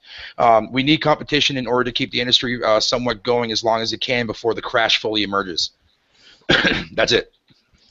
Good stuff, man. That was great, man. Very, very good, man. The thing Very. is, nobody read my post because it was too long. But I wanted to share it, though, to get in with some kind of relevance. The fact of the matter is that you said the truth. I mean, it's a fact. Mm-hmm. You know, Microsoft has a new dude, and see, Ballmer was just would give them a blank check and say, okay, make it happen.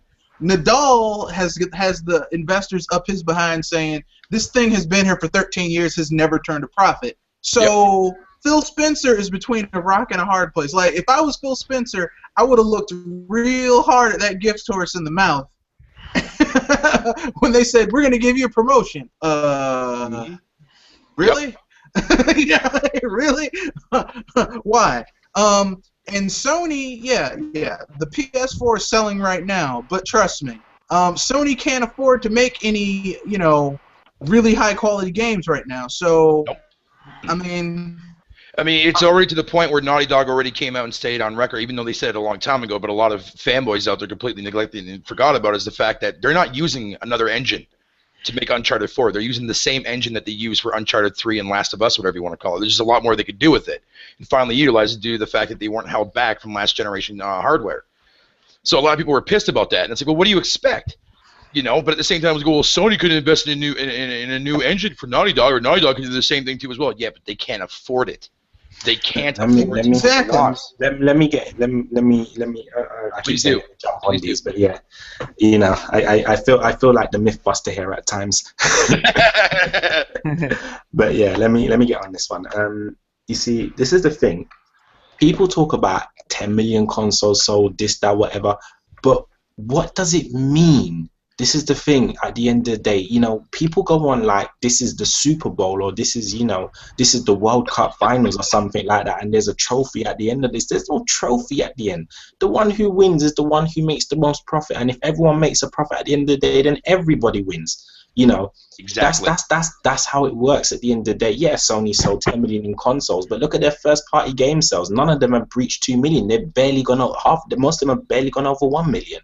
You look at Nintendo's first-party software sales, considering that they've got 3.1 million consoles less than Sony sold on the market, and you look at New Super Mario Bros. U, that's over 4 million right now. Mario Kart is probably hitting nearly over 3 million right now. Super Mario 3D World is over 3 million right now. Super Mario 3D World is over 3 million.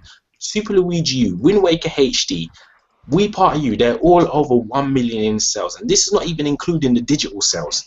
Yep. At the end of the day, this is just physical copies.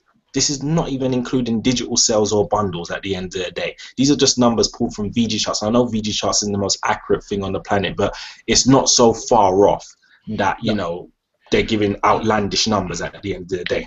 But I will correct you on one thing real quick though.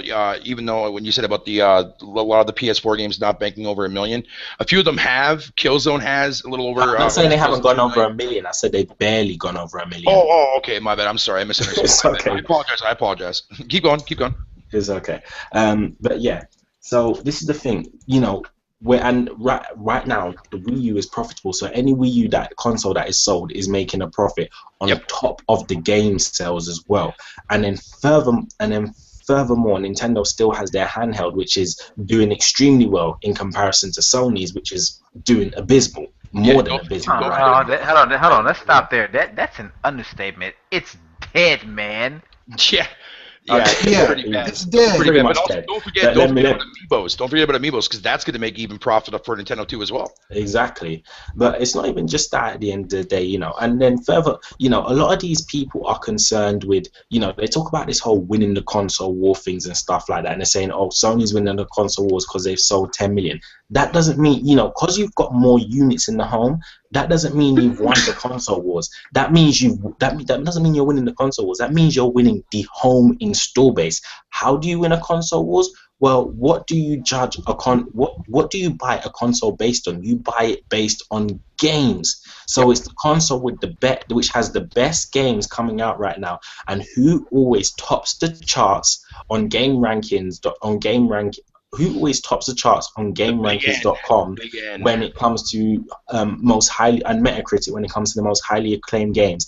Nintendo, Wind Waker held that spot at the top for 14 years. And through 3 generations. You're telling me through 3 generations, Sony and Microsoft could not come out with a game that could outdo Ocarina of Time. The only game that managed to outdo Ocarina of Time was Super Mario Galaxy, another Nintendo game. Yeah, so I want to know. Pretty sad, right? I want to know who is the one winning the consoles, sad. even in the 8th generation console. What is Sony's most highest rated game right now? It's fucking Resogun. Actually, no, it's Last of Us Remastered now. It's Last of Us. Oh, is it? I haven't seen that yet. Well, which is the same shit people. Which is the same game that came out last generation. Yeah, exactly. You're not going to go into Last of Us Remastered. That's I mean, even but the point I'm trying to make is everyone is not. The point I'm trying to make is everyone's trying to do this. Everyone is trying to make these arguments and these statements and whatever, but they don't even know. Half of them don't even know what they're talking about. Because if anyone had any logical sense to look into this properly, they would know what is really going on right here. Because Sony may get more consoles in the home, but you know what? They have to. That's what they depend on, because their first-party sales do not match up. So they have to get more consoles in the home. Sony is pushing formats. Okay, Sony pushes formats. PS1, it was CDs. PS2, DVDs. PS3, Blu-ray. Now they're pushing this streaming crap. Sony is all about getting their thing in your house. It's about getting stuff in your house and selling formats. That's what they do. They do that, but let me tell you what Sony's really depending on right now, what they've always depended on. We got to give Sony credit for one damn thing, and I hate to, but they're so damn good at it. First thing is damn marketing. Sony is the ultimate marketing game console. I hate to say it, but they are. Because whenever you went to a Best Buy, whenever you went to a GameStop, Sony has a whole wall of content to themselves. Yep. You may catch it's half only a wall 3 or 4 games, but it's a whole wall. Yeah, it's a whole wall. Like if you look at Sony's whatever their booth examples, their kiosks all over the U.S., they have these elaborate setups. I mean, they know how to market the system. But whenever you see their games, whenever they advertise their games, what's the first thing that you see next to their games? It's always about some award they won or some rating they got. But when Nintendo, and I've never heard of half of the PlayStation for these awards. Yeah, but when Nintendo, advertises their games, you just see them saying Super Mario 3D World, 10 out of 10 on Metacritic. No, they just say that they put little sentences that say one of the best Mario experiences of all time, such and such magazine. But Sony says won over 150 Game of the Year awards in 2013, and they say shit like that. They brag, they Yeah, use numbers, they use awards, things you put on display. So they know yeah, how to get the initial attention, but Nintendo knows how to get that attention that keeps going. yeah. Well, I mean, and let's be frank here. Nintendo, look, when they put a game, okay, when Nintendo makes a game, like, okay, Mario Kart 8, okay, Mario Kart 8 in its first 2 or 3 days sold 1.2 million. Yeah, I guarantee that when it hit 100,000 sold, it had paid for its budget to be made. Okay. of course, because you had And a that small was just team of people working on that game for like the last least. And instead of I trying to push mean, it out with 1,000 developers or 1,000 programmers in 2 years, they probably use yeah. like a team of 200 developers over the course of like 5 years. Well, I wouldn't say 5 years, but like, let me put it this way, okay? Those people were working on that one project, and that's all they did.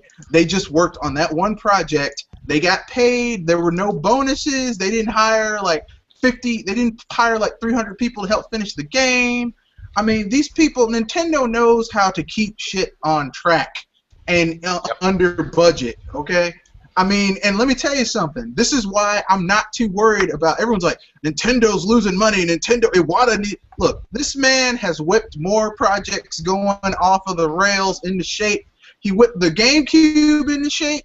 He whipped the Game Boy Advance into shape. And those are systems. Before that, he did Earthbound. He was basically the mastermind behind Nintendo's best-selling device, which was the DS. Yes, okay. This man, let me tell you something about Iwata. This man knows how to get shit done. Okay? There's a reason he was handpicked by Yamauchi. People, I mean, look, don't let that, please understand, and directly to you fool you. This man, look, Iwata getting your ass. Okay? I'm just letting you know. Put it like this: people keep saying Iwata needs to be fired and stuff like that. If Nintendo's management had a problem with Iwata, if Yamauchi is a ruthless dog. If he really had that much of a problem with Iwata, he would have kicked him out the first time Iwata made Nintendo take a loss. Yeah. Yeah, that's one of the biggest I things that I mean, can't don't stand. let the glasses fool you. The poor guy gets freaking ragged on for having an actual, not a very successful start with the 3DS, but yet he turned it around. Not a very successful start with the Wii U. Now he's starting to turn that around. So the fact that people are sitting there that want Iwata out of the business like that, it's like, okay, well, what's to say he can't turn the Wii U around? Oh, he won't do that. He got lucky with the 3DS. But look at now. He's starting to turn it around now, isn't he? It just takes longer with the home console. Sony. The Wii U. Go ask Sony how lucky the 3DS is.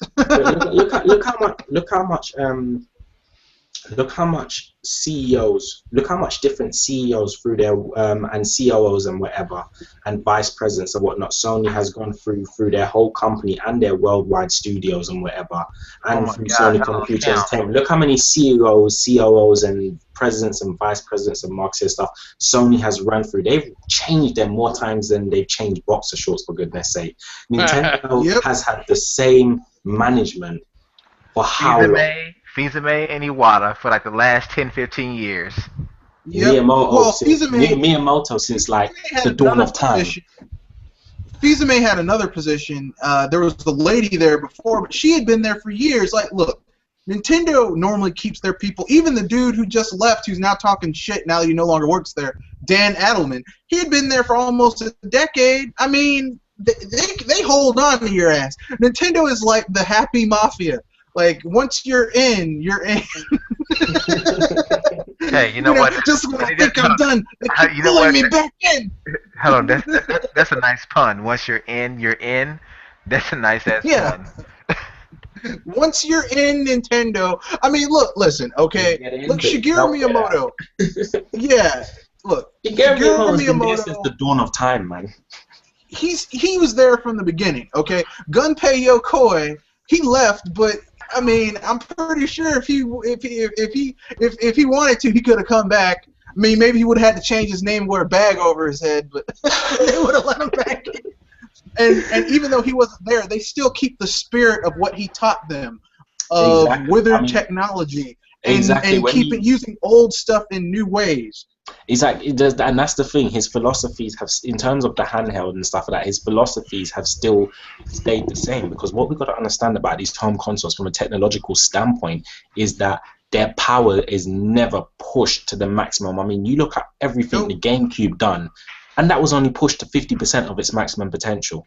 So you Yep. think of how much more it could have done.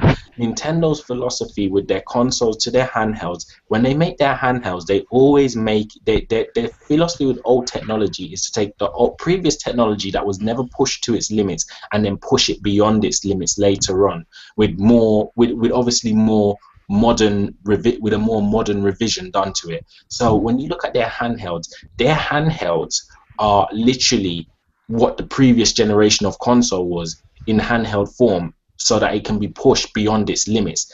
Just like the Game Boy the Game Boy and the Game Boy Color, they were basically using technology from the NES. The Game Boy Advance using Yep. technology from the SNES. The DS technology from the N64. The 3DS similar technology. The 3DS technology from the GameCube. That's how it works. When you even when do you remember before the 3DS came out and there was all those rumors going around about a handheld GameCube? I wouldn't be surprised if that was basically just the 3DS. concept behind the 3DS. Yep. If that was the original concept behind the 3DS, I would not be surprised. Well, what was the original concept of the Now I'm 3DS? And it saying would not surprise me. I'm GameCube, saying Gilligan. when when those rumors started going around about the handheld GameCube and stuff like that, I'm saying I wouldn't be surprised if that was the original concept for the 3DS. Yeah, because Oh. we already know that Nintendo, like, okay, the original Game Boy was actually, because it came out in '89. Technologically speaking, it was more powerful than Nintendo's home console at the time, the NES, okay, or the Famicom, depending on where you were. The Game Boy was more powerful. It had a better sound chip. It could do things that the Well, NES that's why, couldn't do. Then, hence why I said they take the old technology, but they make a yeah, more they updated take the revision of old it. technology, and They it's make a just more been updated getting better. revision of it. Now Sony, on the other hand, decided we're going to put a whole bunch of technology into this expensive little handheld, And not support and the you're damn going to thing. buy it because it's got Sony on it. And you know what the sad thing? The sad thing is that when Sony made the PSP, they used Yeah, that same philosophy as Nintendo by taking because the PS2 was only ever pushed to 56% of its maximum potential.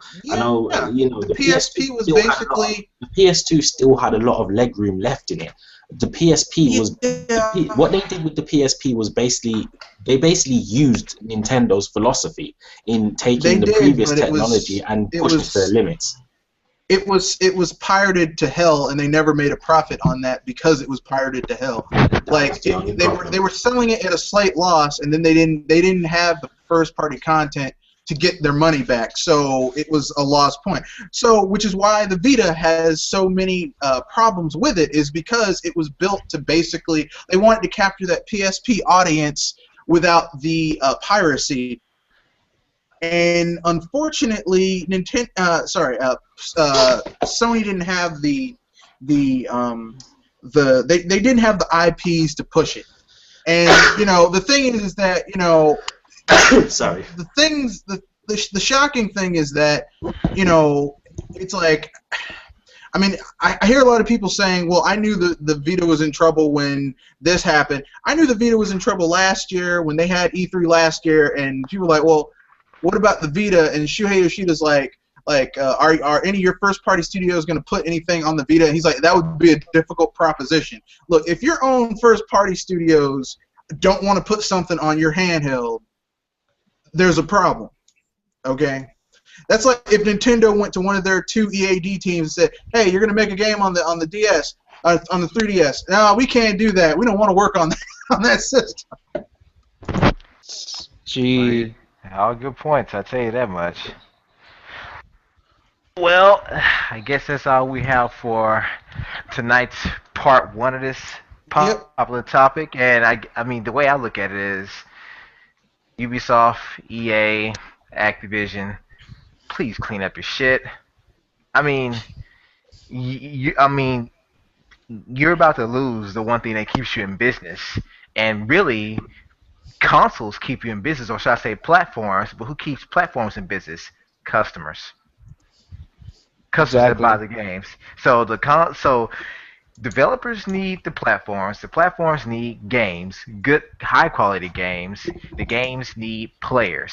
So if you can't even treat your platform right, and you're basically saying, f you to your customers, don't expect to stay in business too long. Because honestly, and I'm gonna make this announcement, I had plans to buy Watch Dogs for the Wii U, and only for the Wii U. I even thought about getting it for the 360 just to play the game because I really want to, but I said I would wait. At this point, with my GameFly membership, I'm just gonna GameFly it, beat it, and send the shit back. I will not be buying it. That's That's exactly what I'm my gonna do claim. too, actually. So with that said, I mean, and let me I'm get not off even topic, but game flying it. I'm not going to buy the game as planned. I do want to support the Wii U. I'm a multi-console owner. I basically buy every platform, every generation, but I will not be buying Watch Dogs. I will be game flying it. So I'm thinking about it a few days time, maybe a week I mean, if or less if I have free time. I'll beat it and send it back. Anyone else? I'm only buying games if they're made ethically. So if no, literally, if this game was money hatted, if there's like a special edition, if you're pushing something that's annualized or some season pass, I'm not gonna get it until it has a price until the price has dropped to a certain point. You're not getting a full $60 from me. I'm sorry. I understand. And if it's a game that I don't care about anyway, I'm not getting it. I'm sorry. If it's not coming to my console of choice, because I have a gaming PC, I could easily get a lot of these games on my PC, except for the Sony exclusives. But Sony's exclusives haven't been that good for a while, so I'm not really missing much. Um, and I'm an RPG fan, but Square Enix is starting to put a lot of their RPGs on PC too. So I mean, I have almost no reason to to give these people that type of money. So I'm gonna vote with my wallet. Okay. Nice. And I think Bear, we already heard your part, but go ahead and say it again. Well, you don't like my outro? Yeah. What if you're going to? Well, what your plans are as far as like Oh, Ubisoft? if I'm gonna be buying Watch Dogs and whatnot, Yes. I'm still undecided. Probably won't. Because of all the negative things that I heard, and I like to buy games that are rich and full of content. And if your story sucks, which in this case, Watch Dogs has a really craptastic story, and because I'm a strong believer in gameplay, story, and music is definitely the three key factors for making a great quality game for me. Gameplay wise, just looks like they took like a bunch of genres and combined them together. I don't know if I really have interest in it. I may pick it up when it's dirt cheap, but at $60, hell no, hell no. I wouldn't even buy it on the actual PS4 or Can Xbox I One if I had those two generation consoles. add something about that? Oh yeah, you can go Well, ahead and well, go. I'm going I this is gonna go goes towards to like say Activision, right? I'm gonna tell you this, with EA's games, I'm basically not gonna be buying any of their new games ever again. I'm only gonna be buying like some of their older games, like Dead Space 1 and Dead Space 2, and that's about it. And Need for Speed Most Wanted You, yeah. But in terms of like Activision, right? I was about to buy Destiny, right? Because I actually enjoyed the beta and Call of Duty Advanced Warfare. However, after all this, I'm just gonna rent them. I'm just gonna rent them. I'm not gonna buy them because, especially for Destiny, because Hyrule Warriors has me more hyped than friggin' you know Destiny will ever be, basically. Okay, I can understand that. And last but not least, we missing it. Oh, Micah, go ahead, man.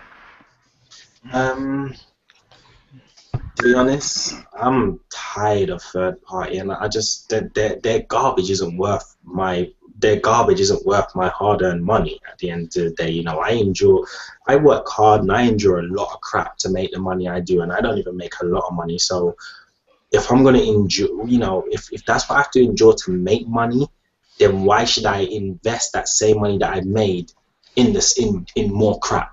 At the end of the day, my money should go to something that is of good value and that, you know, that I value to be of good worth. So, you know, some of these third party games I may buy when the price has gone down. Some of them I may, as I have a PC, some of them I may acquire by special means if I do not feel they're worth the purchase, if you know what I'm saying. Or I just won't get them, period. It's that simple. You know, my money is going to be invested in, and this is not even just with gaming, this is just with anything overall.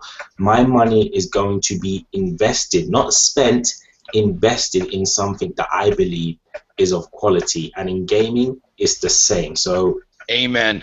any company, Amen. even if it's Nintendo, if you don't bring me something that, if you don't bring me a product of quality that is worth me investing my hard-earned money into, then don't expect to see my money. It's that simple. Yep. All right, y'all. Well, that basically wraps it up. I do thank you all for attending tonight. I know it's gotten kind of late for some of you guys, and Some. also, especially you, Not too Mike. bad.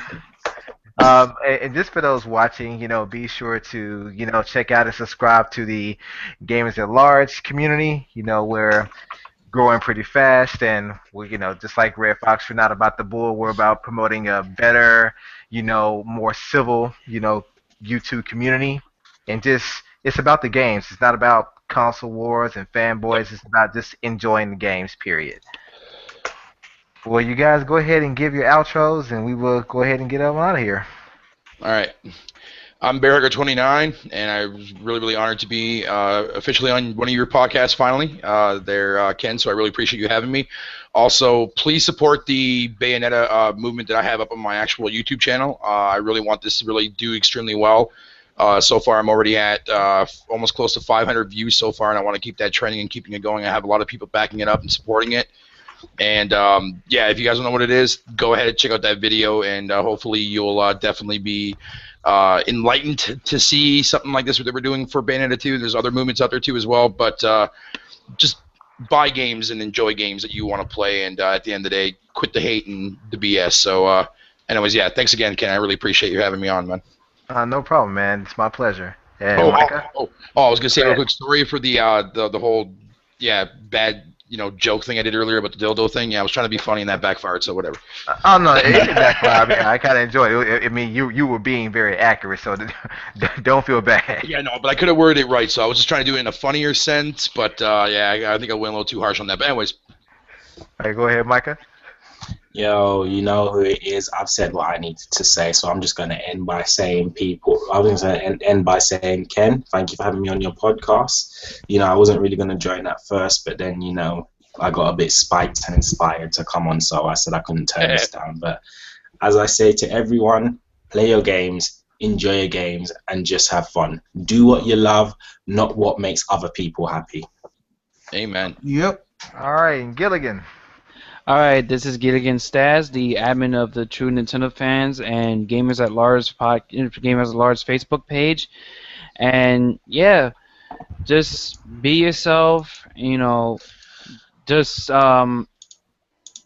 stand for what you believe in, and also help support Bear Huggers movement, because it will show, it will definitely make a difference, at least, even if it's small.